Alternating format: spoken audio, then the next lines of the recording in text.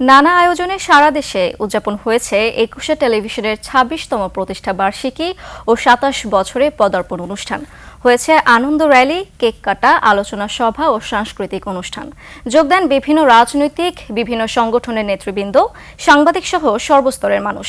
প্রতিনিধিদের তথ্য ছবিতে আরো জানাচ্ছেন মাসুম আলিসা। শুভ শুভ শুভ দিন।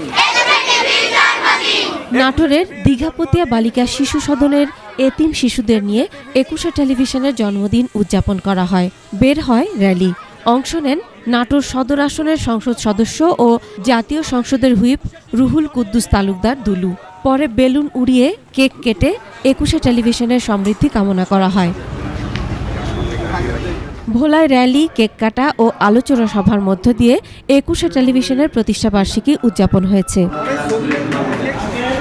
সাতক্ষীরায় ২১শে টেলিভিশনের প্রতিষ্ঠাবার্ষিকী উপলক্ষে র্যালি, কেক কাটা, আলোচনা সভা এবং হাসপাতালে দুস্থদের মাঝে খাবার বিতরণ করা হয়। ২১শে জন্মদিন উপলক্ষে মৌলভীবাজারে আলোচনা সভা ও আবৃত্তি অনুষ্ঠান হয়। উপস্থিত ছিলেন মৌলভীবাজার ৪ আসনের এমপি মোহাম্মদ মুজিবুর রহমান। নারায়ণগঞ্জে আলোচনা সভা, কেক কাটার মধ্যে ২১শে টেলিভিশনের প্রতিষ্ঠাবার্ষিকী উদযাপন করা হয়। লক্ষ্মীপুরে হয়েছে র্যালি, আলোচনা সভা, কেক কাটা ও সাংস্কৃতিক অনুষ্ঠান। ব্রাহ্মণবাড়িয়ায় আলোচনা সভা ও কেক কাটা হয়েছে। বগুড়ায় আলোচনা সভা ও কেক কেটে ২১শে টেলিভিশনের জন্মবার্ষিকী উদযাপন হয়। গোপালগঞ্জে কেক কাটা ও আলোচনা সভার আয়োজন করা হয়। পরে র্যালি হয়। জয়পুরহাট প্রেস ক্লাব মিলনায়তনে আলোচনা সভা, কেক কাটা, বর্ণাঢ্য র্যালি ও বৈশাখী আপ্যায়ন করা হয়।